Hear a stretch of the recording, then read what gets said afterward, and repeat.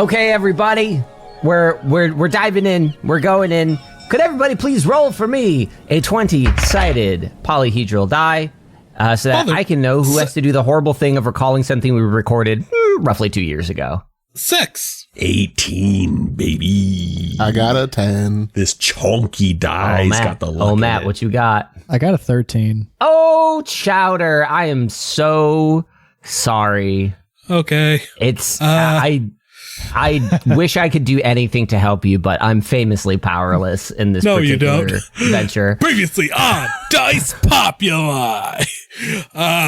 So, we make our attack on the other Mage Lord ship because they were coming in hot.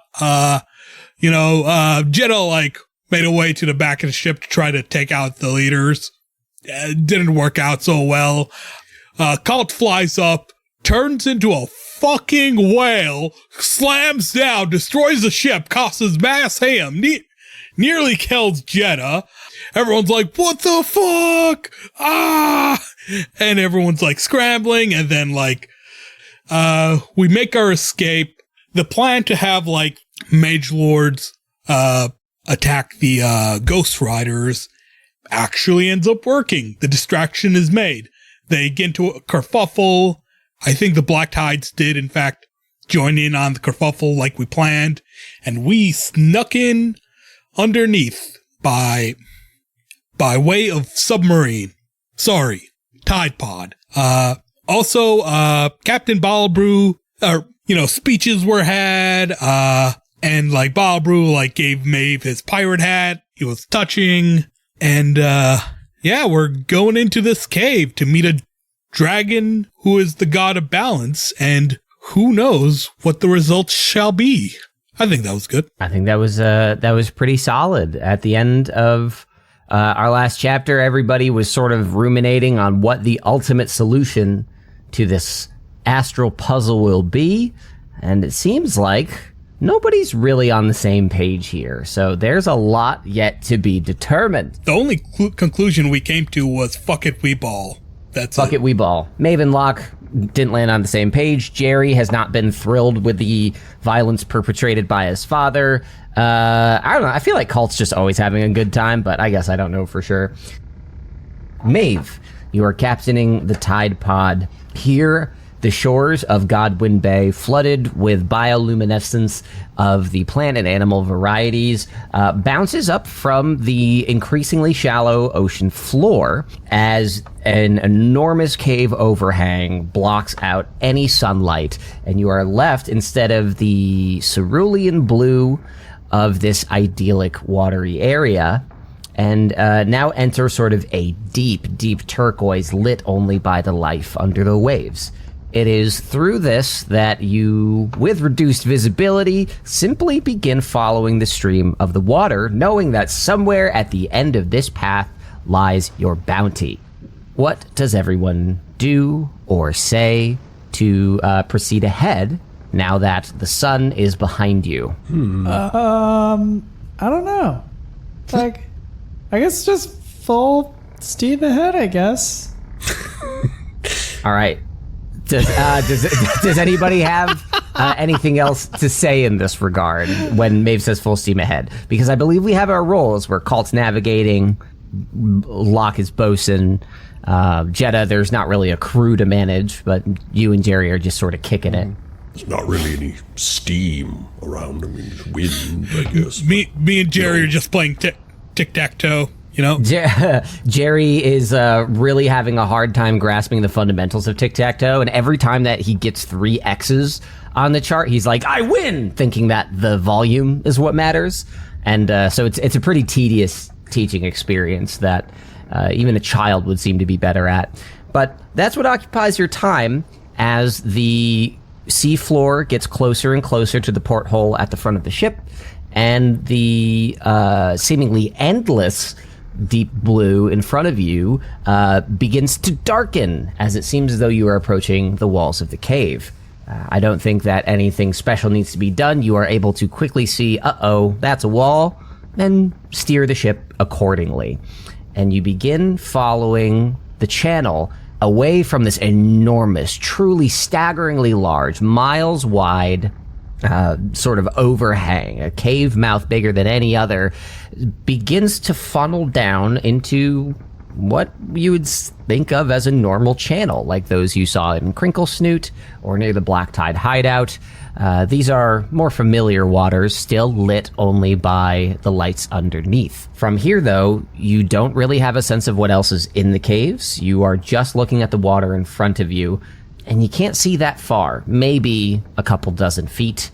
And I mean, you're at the mercy of the water itself.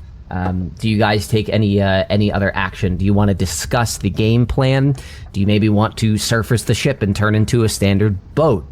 What steps would you guys want to take to proceed? So, not saying that winging it has gone great for us in the past, and not saying that we shouldn't do exactly that, but I feel like, if we're talking dragon here, we should, maybe, what are we going? What are we going to say? Like, what's the plan?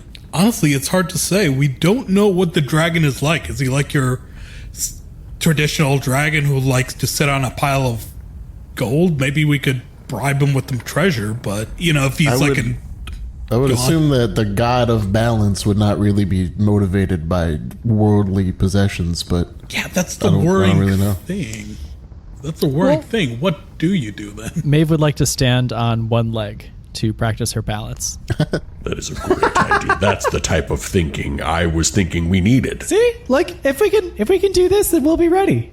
Locke, could you please roll history? that is a 4+. Where did my character sheet go? 2, so 6 total. Okay.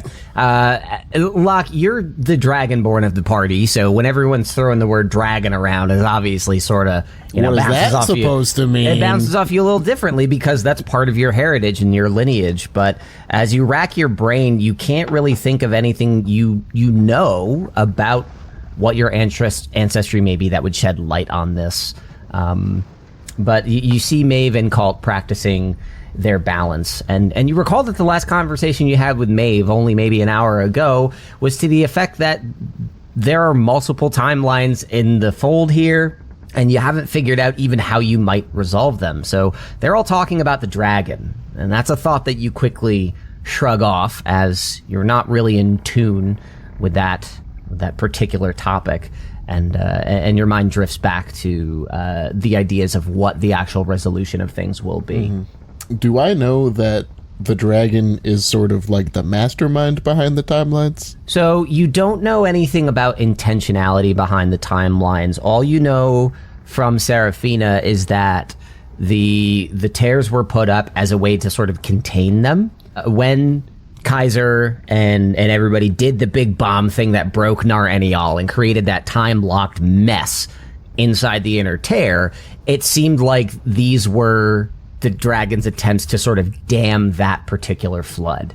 Gotcha. And stop that from happening. The implication, and Seraphina spoke to this directly, is that without the tears, there's nothing stopping Kaiser from reaching their power further, and maybe doing what Lema did, but for bad things. Right. So it sounds like we're gonna need to somehow incapacitate or prevent Kaiser from gaining this power, but we also need to lower the tears so that we can get back to our real lives. So it is a tough predicament that we are in. I mean, didn't you guys beat Kaiser before? I don't know the full story behind that, but if you did it once, you could do it again.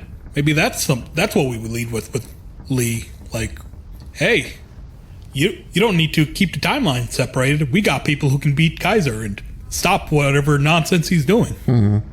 That doesn't seem very well balanced though. Yeah, he's bad, but just killing him outright, there's got to be another side to it, right? Could everybody please roll either history or arcana, your preference?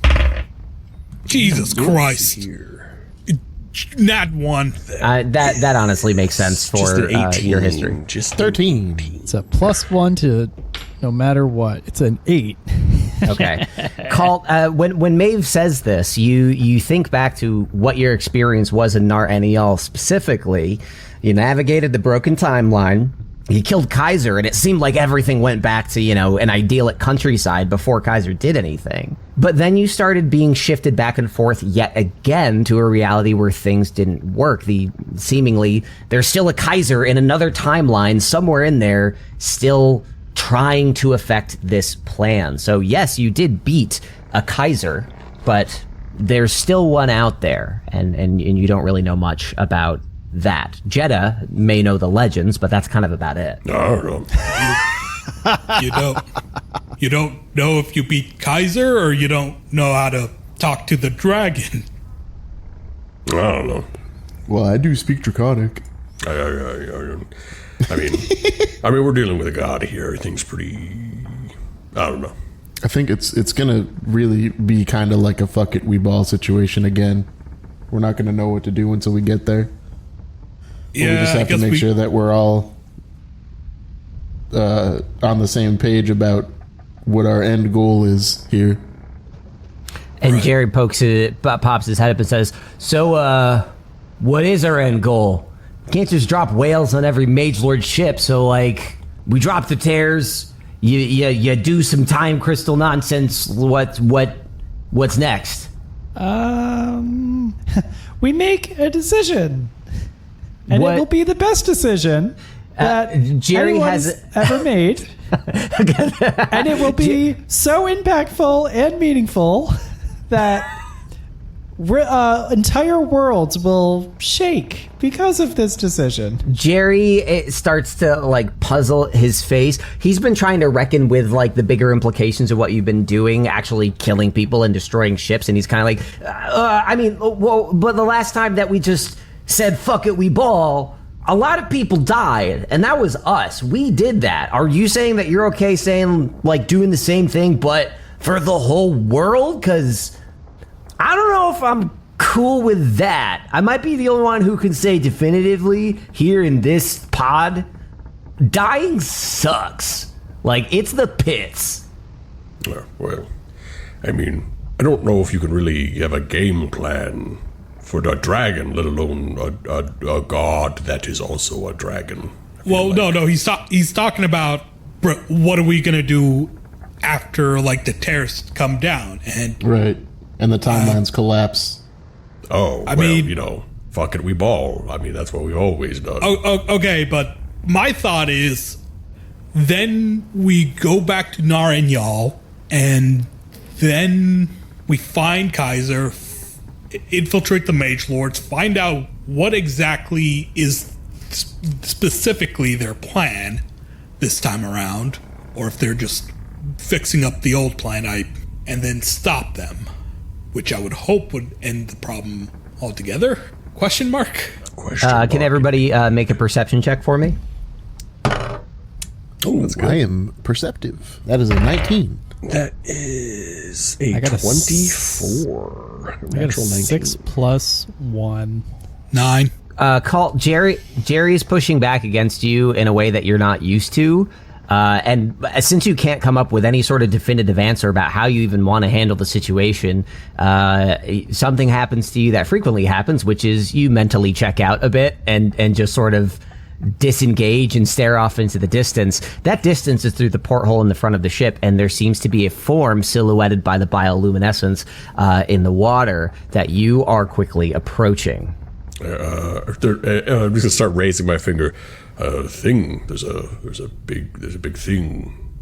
I know it's a big problem that we have to deal with. No. At the porthole, I think there's quite a very big thing. I think we need a bigger boat. I don't like what I Yes, see. I understand that toppling the Mage Lords would require a bigger boat. No. There's literally, like, through the window by which that I am viewing through, there is a big thing. Everybody that wants to turn to look at the window does, and what at first seems like a murky shadow quickly becomes a clear set of debris that as you get closer, you hear pink off the side of the ship.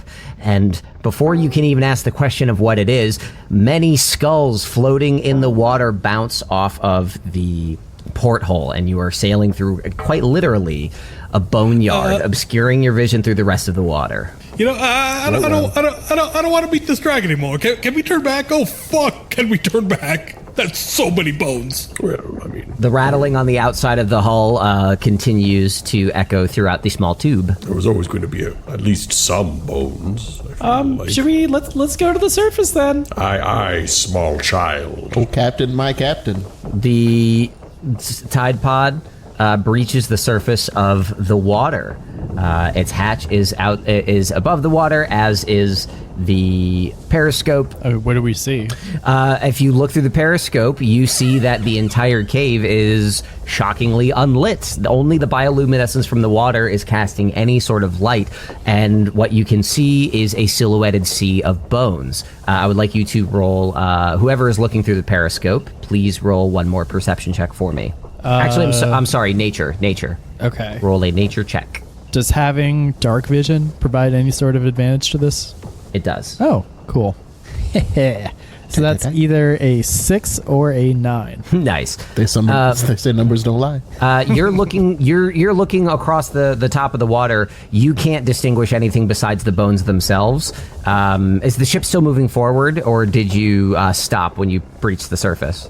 Oh, that's a good question. I did not execute a command to slow down at all. Then I'll say you guys are still moving forward. If you want to change that, let me know. But Maeve, you're looking out over there. You can't distinguish anything besides the silhouettes of bones and the seaweed detritus that is filling the water here. I can't see much here, guys. I don't know what's going on. Why does a dragon Does anybody need else so wanna- many bones? Yeah. Does anybody else want to take a look, or do you guys keep on trucking? Can you see like land at all or anything? Maeve, you look through the periscope and you don't see any docks, any land, any slopes that could serve as a shoreline. It is just sort of a wet cave, half full of water. Can I take a look? Absolutely. Oh, boy. Go ahead and roll a... Plus Okay. 5 is a 7. Okay, Kalt, you are looking through the periscope as Maeve relays the nature of the cave to Locke. You're really squinting at these bones. You're the bone master after all, and you're thinking, if I can tell anything, if anyone can tell anything from the bones, it's gonna be you. It's gonna be me. But as you are staring at them, your thought is interrupted by a violent shake as the outside of your Tide Pod is struck. Ah, no, not again. The impact does not seem like the innocuous clatter of bones, but instead like you are taking damage. The Tide Pod has been damaged. You don't know from where, by what, or how, but you're under attack from something. We need to get out of here. Bring her up. Bring her up. You are already surfaced. Okay, then I open the hatch and step out of the Tide Pod. Okay. I'm gonna take out a torch and light that up. Sure. I don't have a torch. All right. Candle then. I have several torches. Let me do it. Okay. Locke and Jeddah, you guys burst open the hatch and climb to the top of the ship, light a torch, and begin to look around the cave. I will also give one to Jeddah so that we can split up. Okay. Thank you. Okay, so your ship has already taken a little bit of damage after the scuffle with the Mage Lords and trying to lure them in. So that damage has been maintained through the transmogrification from Bell End to Tide Pod, and so you're just taking additional damage at this point. So we go down to Locke and Jeddah. You light torches and you're getting a clearer look at the bones. Instead of being silhouetted, you can actually see their reflections. And this creates a contrast that is very clear. Instead of just a series of silhouettes, you can now see that all the bones are reflecting the orange light of your torches, and you can recognize them as bones floating in the water, but there is a silhouette underneath them. There is an entity roughly 50 feet away from you, underneath the water, dead ahead. You cannot distinguish any more than that. How big is this entity? It's 50 feet away and it's distorted by the water, so all you know is it's larger than a person because it's eclipsing the size of the bones, but you can't get a solid estimate. You just know it's bigger than people. Unfortunately, my torches won't work in the water, so I don't know how to get a better look at that. Torch work. I only have normal torches, not magical torches, bruh. All right, Jeddah and Locke, you both see this. What do you do? If we wanted a better look, I could use flock of familiars to make bioluminescent jellyfish, and have could. them light.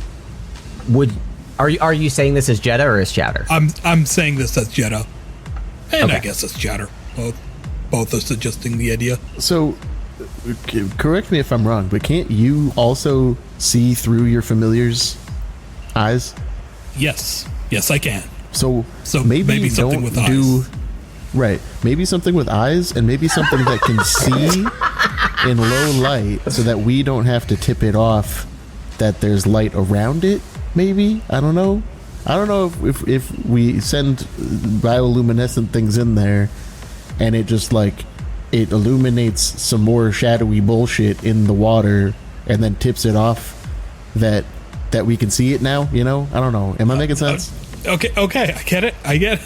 I mean, they already know we're here. We're taking know we're on here. water, Captain. Wait, I'm the captain. But they don't know that we know. That's my responsibility. Anyone got an idea for deep sea fish? I can only think of anglerfish, but they have lights. They also have horrible vision. Also have horrible vision. That's why they need the light. I don't know. What about a Leopleurodon? As you guys are brainstorming about Leopleurodons, the ship is rocked by yet another All right, glancing blow. just do the glowing fucking jellyfish. Maeve is going to stop the ship from driving forward. Okay, you do that. Could Locke and Jeddah please make dexterity saving throws? Oh, but That is a 16. that is an unnatural 20. Noise. Okay, let's see. If you tell me I failed, I'm going to be so mad. Locke and Jeddah, you both manage to balance yourselves as the ship lurches forward, recovering from the sudden stop of the Tide Pod friendship. Jeddah, you summon, what was it again? Let's just do 3 anglerfishes. Yep. You drop 3 anglerfish into the water and send them ahead to scout out the entity. It doesn't take very long for them to reach it, and are you looking through its eyes? Yes. I'd like to ask, actually, point of order, when you're looking through the eyes of your familiars, how is your normal vision? Are you seeing both, or do you have to sacrifice one for the other? Yeah, familiars summoned by the spell can telepathically communicate with you and share their vision or auditory senses while they are within 1 mile of you. If anyone objects to this, let me know, but I interpret this as essentially hijacking your vision to the point where, you can toggle back and forth pretty quickly, but if you're actively looking through their eyes, it is very hard for you to look through your own. So as you're doing this and trying to guide them toward the ship, Locke, you notice Jeddah sort of go glassy-eyed and seem to just be balancing. So you are aware that Jeddah's not really looking through her own eyes at the moment. Okay, I think I would be on higher alert to make sure that nothing's going to creep up on both of us. Okay, sounds good. If you try to take any action to help Jeddah, I'll consider advantage as part of that for preparation. Everybody downstairs, you see through the porthole on the front of the ship, you see the anglerfish lights disappear and fade away in front of you, and they illuminate something in the distance. That silhouette becomes clearer even to you, and it is fairly large, but it is only Jeddah that can make out what it is. It is an extraordinarily familiar piece of machinery underneath the water. It is a Tide Pod. What? What With an underwater ballista mounted atop it, there seems to be some sort of lingering ship here to guard the waters, and it has caught you off guard. Okay, let's see what's going on. Jeddah just calls out, guys, there's another one of... I tap on the... or pat the Tide Pod that we're standing on. One of these, the Tide Pod. There's another one of that. That's what that is. Who else has a Tide Pod? Everyone is now aware that they're under attack. Locke, you would know that the Black Tide absolutely has plenty of Tide Pods. Yeah, that's we liberated the gnome who created them, so clearly that wasn't like the only Tide Pod that they would have created, or at least the only copy of the plans. And it's pretty clear that Ivo Lishi's work has spread and at least been co-opted by some members of the Ghost Riders, and now stands directly in your way. I'm now going to consider us in initiative between the two ships. What do you do? Do we roll?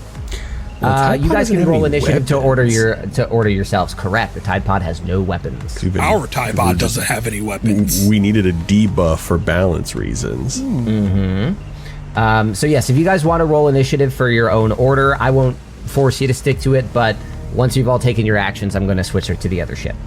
I got a 22. Oh, 22? That is a 2. That is a 10.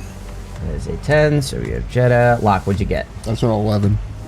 It's an 11. Okay. So, Maeve, you're at the top of the order and the captain of the ship, so that's convenient. You are made aware that you're under attack from an enemy Tide Pod. What do you do? Do I know if the Tide Pod weighs more than 1,000 pounds? I'm going to say certainly. it does, definitely. Whether Maeve knows that, I guess. Okay, it's absolutely true. Do you think Maeve would know it, or do you want to roll for it? I don't really care. I'm just going to say yes, it's common knowledge, seeing Cool. as after spending time here. Damn, Yes. okay. Hang on, I'm trying to find something I can do here. Go for it. Does anybody know the rules about throwing weapons through water to a target? I don't know. I mean, Ryan, is there such a rule? I don't know that there is. Water combat is awful. Like, unless you have a hand crossbow or a dagger, Yeah. I believe every weapon attack. Well, no, it's trident, dagger, and hand crossbow. Otherwise, everything is at disadvantage, unless otherwise stated. I mean, if we're going off real life, water would stop bullets, so why would it not stop anything else? I don't think any thrown thing would do much. Would slow it down.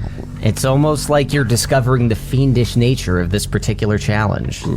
Okay, I have an idea. Okay, we need to, Maeve is going to climb up to the top of the ship and get out on the surface. Okay.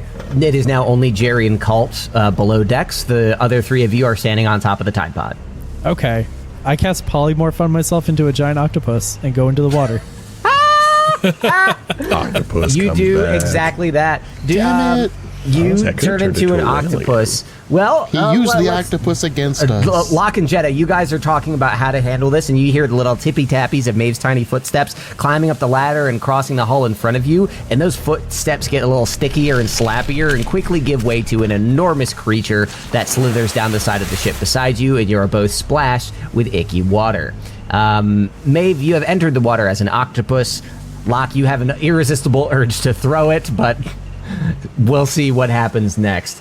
I'm going to consider that your whole turn, Maeve. And Locke, it's now up to you. Maeve has octopused into the water. What do you do?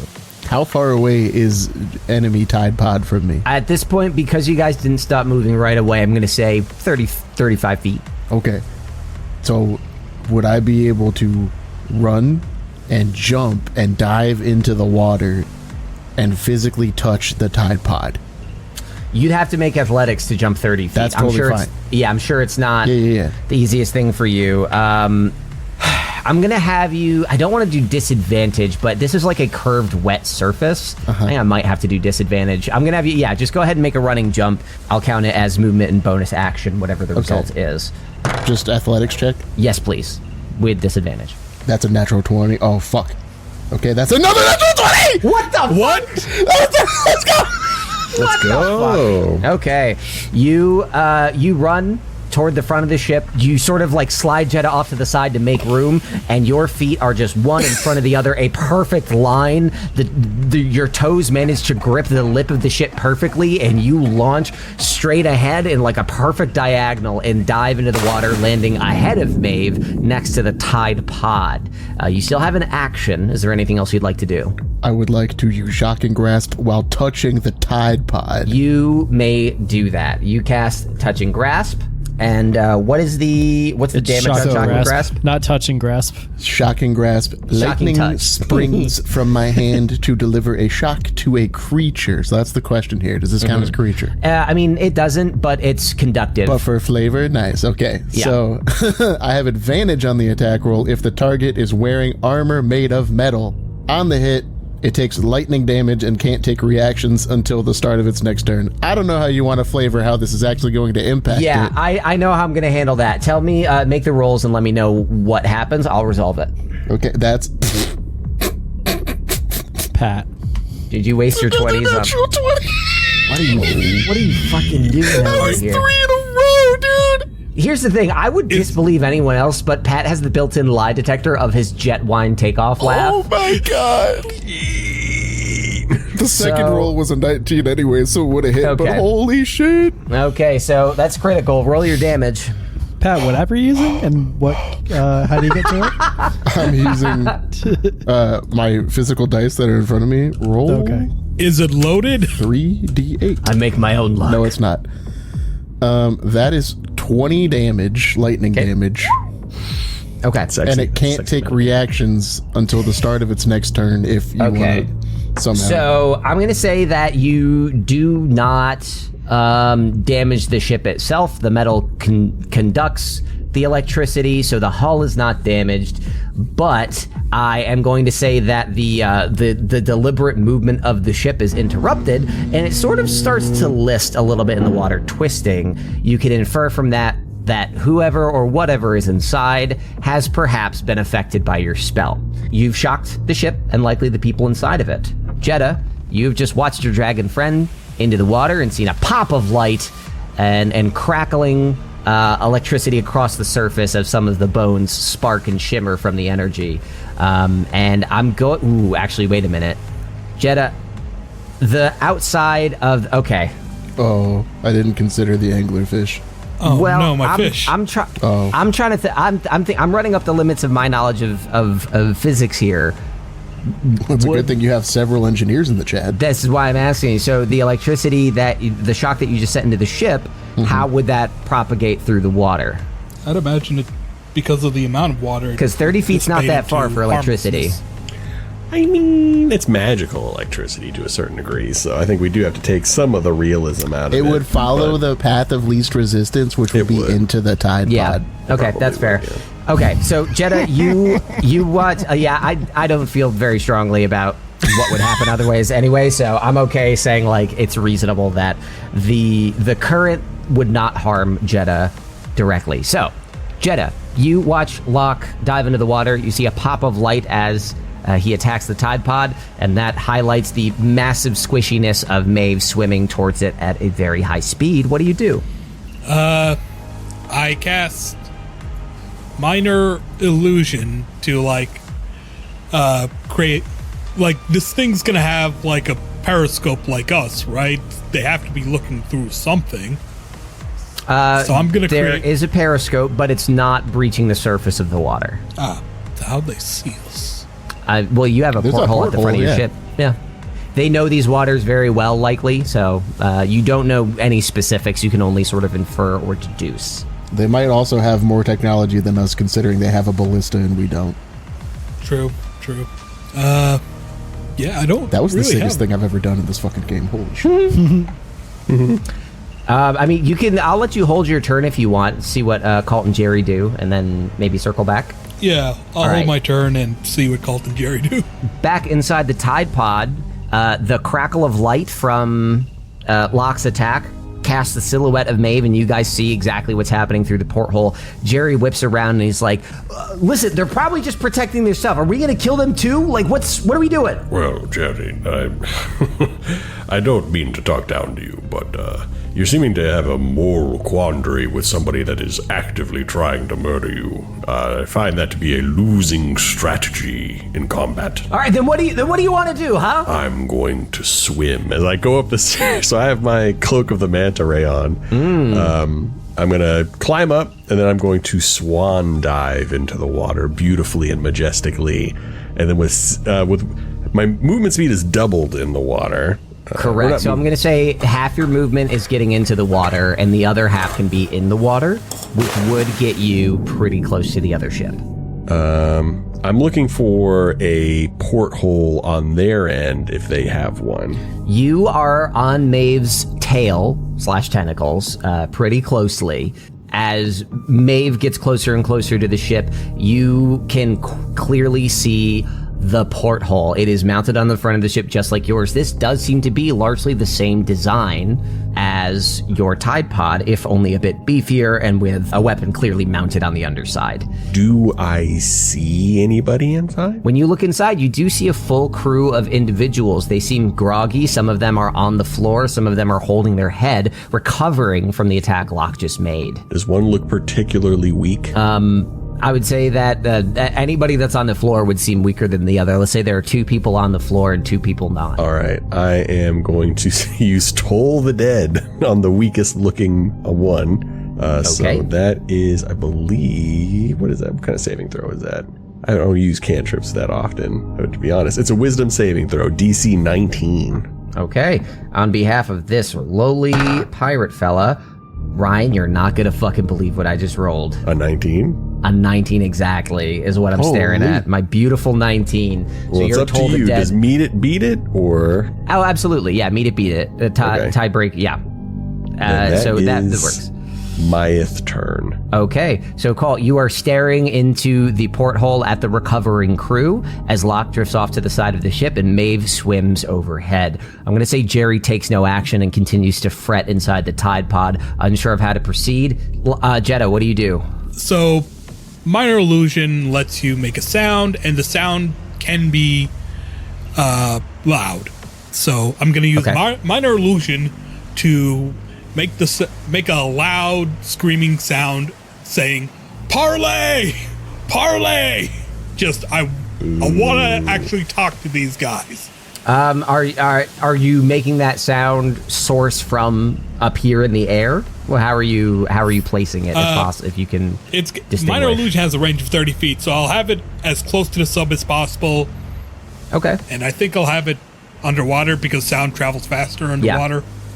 Yes. So that's going to make a huge difference in this small combat space. You cause the sound to emanate from right near the front of the ship. So Kalt, you're told a dead spell fails, and then immediately you hear a warbling parlay in the water, and it is ear shattering as you're sitting here covering ears. I'm not gonna have you take damage, but it's distracting as hell. But everybody inside the ship hears the word parlay as they're recovering from an attack, and they see a scary manta ray cloaked man outside their window. It is now the ship's turn.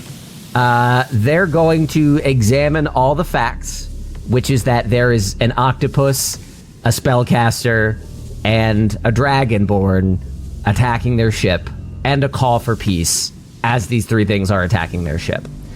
And they are going to quickly try to get their ship mobile again. All 4 of them. I'm going to take to heart the fact that they can't make attacks, but I am going to have them get things back under order. They're going to try to take the ship further under the water, diving forward and underneath the Tide Pod, reloading the ballista through its intricate mechanisms. Do I get an opportunity attack? I'll say that yes, you do. The 3 of you that are near the ship, if you have a reaction you'd like to use to them trying to dive, you may do so. But that's what's happening. Love to. Do I have? Also, it shouldn't be that contradictory. They shot first, so of course we're gonna attack back. I can cast a spell. They did, but it's like someone waving a white flag and shooting you in the foot at the same time. It's just. They're going with their instincts and saying, we gotta survive this. So Maeve is gonna get first dibs on reaction. Maeve, you as an octopus are right near the Tide Pod. What do you do? Well, in that case, I would love to use a tentacle attack and stick myself onto the foreign Tide Pod. Okay, is your intent strictly to adhere yourself, or are you trying to deal damage as well? I don't see how it's really feasible for an octopus to deal damage to the Tide Pod, but I'm just trying to That's a very good point. So I'll say that if you succeed on your attack roll, you have clung onto it, okay? Okay. Let's see. Because it says if the target is a creature, it's grappled, but little do they know, I'm grappling myself. All right, that is a 10. Okay. With a 10, Maeve, you shoot out multiple tentacles towards this thing, but polymorph is not your forte. A bait you are not. And as the entire ship dips down beneath you, your little suction cups can't hang on against that sort of downward thrust, and it slips out of your grasp into the waters below. Locke, do you have a reaction? Yeah, I'm going to try to bludgeon it with my hammer of thunderbolts. Okay, this I am going to have you take some disadvantage with, just because you are swinging in the water against nothing. Yeah. You're not a Viltrumite as far as I know, so if you wanna roll that disadvantage, go for it. Okay. Okay, that's an unnatural 20. The first roll I had was a 20, though. Jesus Christ. So with an unnatural 20, I'd say, yes, you do manage to strike a blow on it. It sends you sort of reeling, and I'm going to take that into account with movement on your next turn. But yes, you strike your hammer into the side of it. Roll that damage for me. That is... shit. Only an 18. An 18 breaks the threshold, though, and does make a noticeable dent in the outside of the ship. Kalt, what do you do? Does that mean when they dive too deep, they're going to get crushed? We'll see. Oh boy, I have options because I have Warcaster, so I can cast the spell as a reaction. I can see inside, which means I could do Cloud Kill inside, and it's as awful as it sounds, especially considering it's an enclosed space. I think I know who would be steering, right? Because their Tide Pod works exactly like ours. You can recognize the layout of the ship, and the people steering would be toward the front closest to you.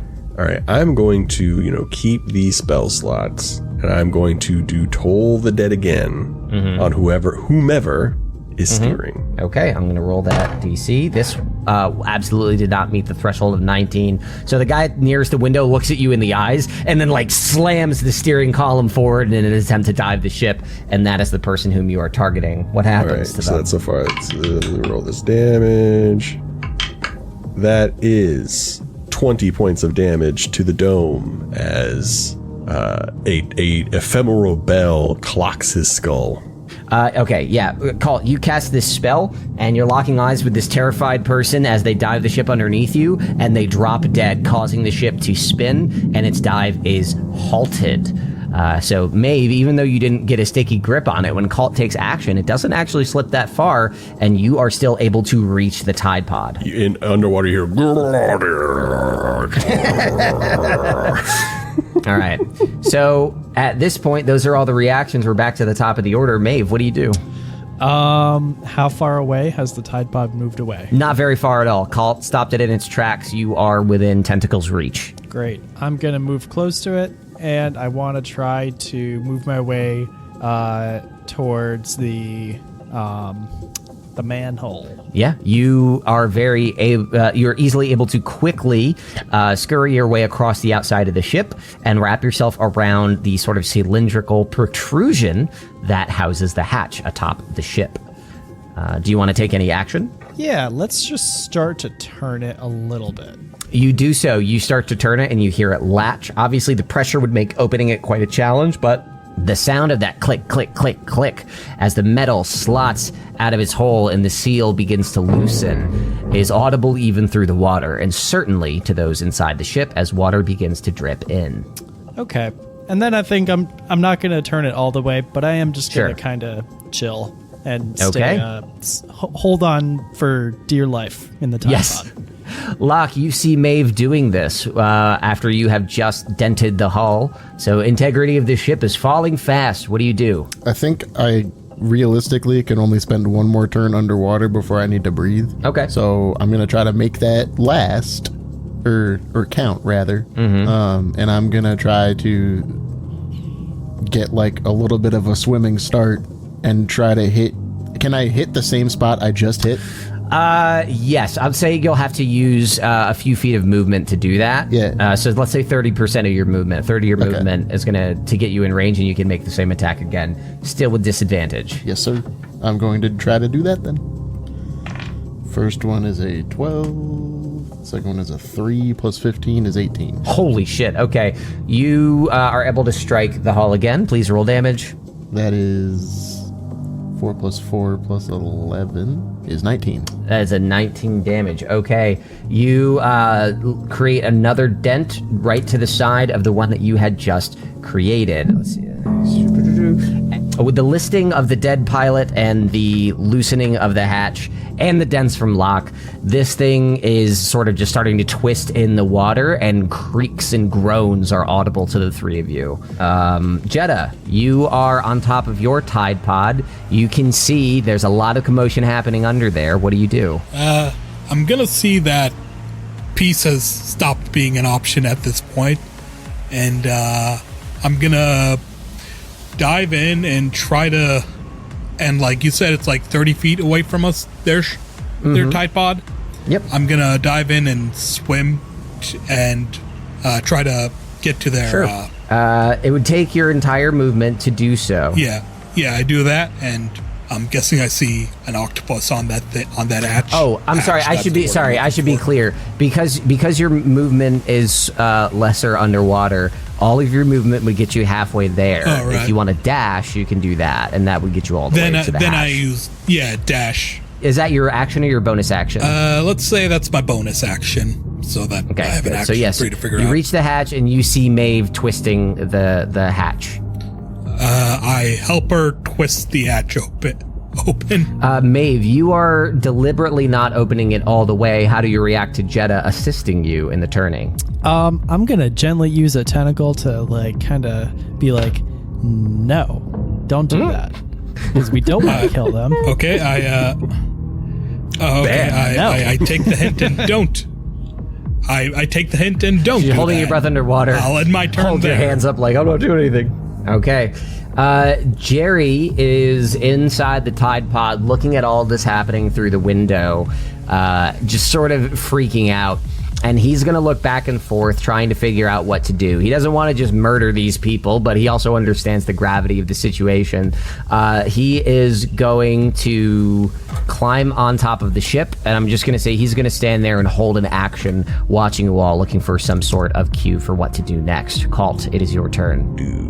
Is anybody else trying to clamber for the controls of this thing? By this point, certainly. They realize that the person is dead, and they're trying to regain control of the ship. They are absolutely panicking. Whomever's closest is going to be told to the dead. Yep. Go for it. Oh, what do you gotta say for it? Oh, right. That's sweet 19. That is a 14. Not gonna do it. So you have dropped a second person in the ship as they collapse onto the control panel. I'm actually gonna roll something here. That is quite a bit. It's over 20 points of damage. If 20 killed the other guy, it's going to kill him this one, or person. Okay, so they collapse on the floor as well, and the ship continues to twist at the mercy of Maeve's tentacles. It is now the other ship's turn, but they don't have control of the ship. You hear the ballista loading, and it's actually going to fire. The ballista mounted on the bottom of the ship is certainly not pointing at the Tide Pod, but is mounted facing the direction of the porthole on the ship, aiming directly forward. Ooh, that doesn't seem likely. Yeah, totally improbable given everything I've said up to this point. With that information, let me pull up. I have so many tabs. Okay. You're going to see that even though they're not able to steer the ship, you hear the ka-thunk of the underwater ballista blind firing. That is... Where'd it go? Kalt does a 16 hit.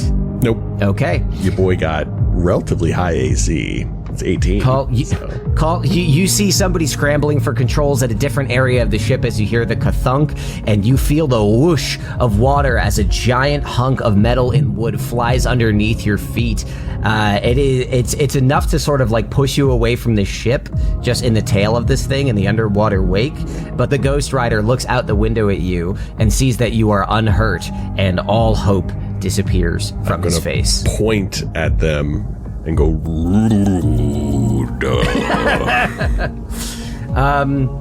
At Sound that, like a Murloc over here. At that, the other person on the ship is going to wave their hands, at you through the porthole, signaling surrender.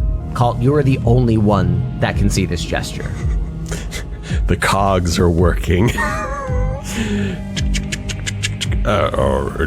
I think they are trying to surrender. We could just finish them. Maeve, you can hear underwater perfectly as an octopus, so you're wondering why Kalt is rubbing his finger between his lips. I'm just kidding. Maeve, you can clearly understand Kalt even if the others can't. So you're loosening the thing to scare them, and you have just been told they're trying to surrender. What do you do? I am going to turn the manhole the other way to close it, and then move my way towards the front of like where they can see, and kind of gesture up. Okay. The guy in there that is waving his hands, you can't hear through the glass, but it's pointing at the two dead people on the steering console. Maeve, the two dead people directly in front of you and the Kalt right behind you, it's pretty easy to piece together what happened and why they're pointing. Okay, well, I'm an octopus. There's nothing I can do about that. Okay, I am pointing up.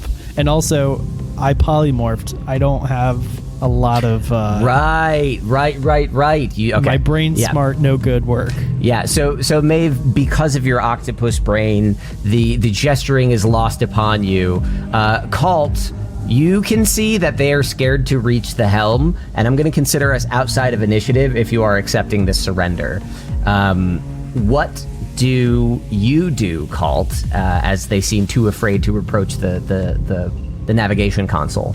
I'm going to very sternly kind of like point to the console, and then with like my thumb make like a up gesture.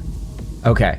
They very gingerly approach the console, start openly weeping as they heap their dead friends to the side of the console and begin to obey your orders. And the ship, Jesus Christ.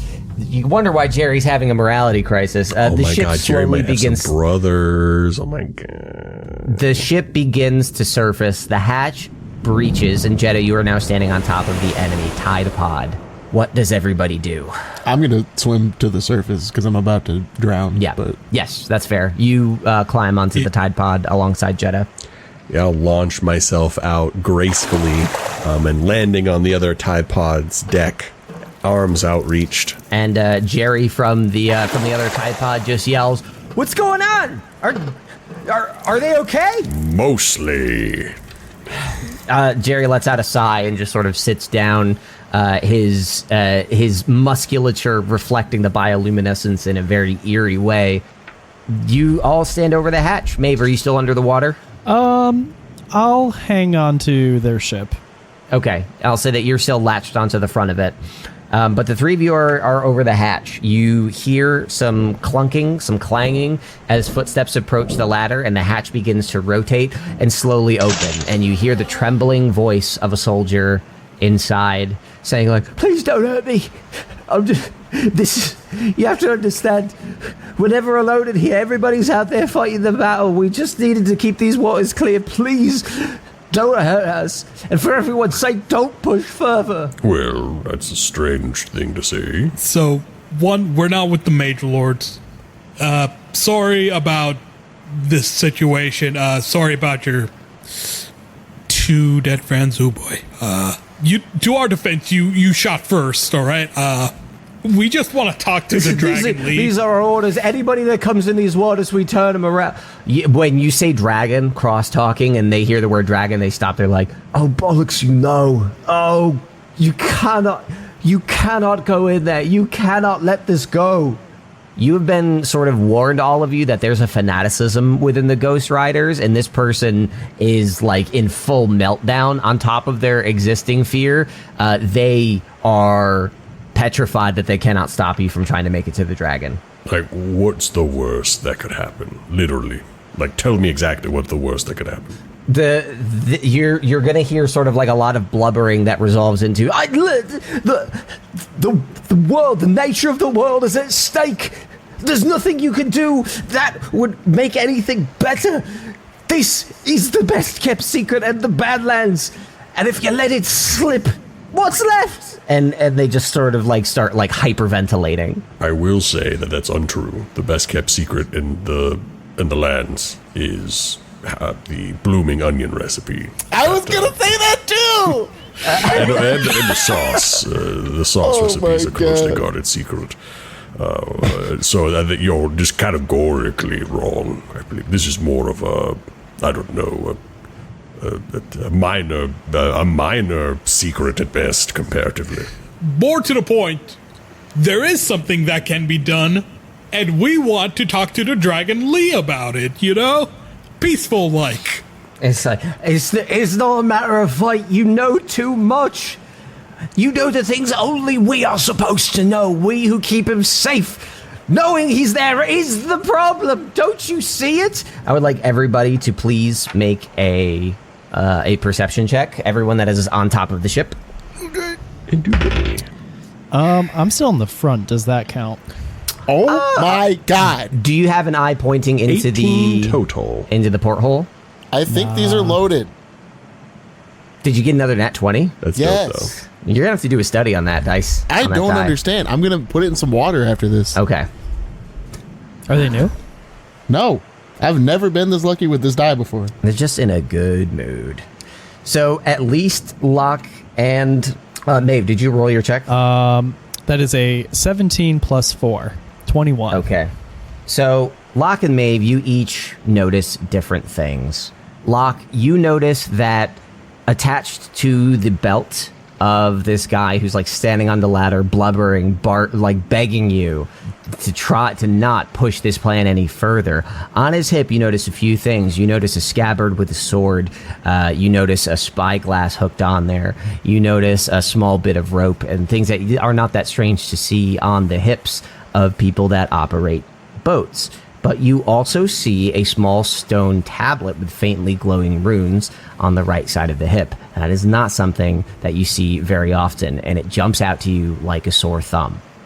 At the same time, Maeve, while you can't maybe hear the conversation with a ton of clarity, you can see the second living individual inside the ship. While one is on the ladder speaking with the others, trying to parley, the other is hard at work, with flint in hand, moving towards a number of munitions, clearly trying to set off a bomb.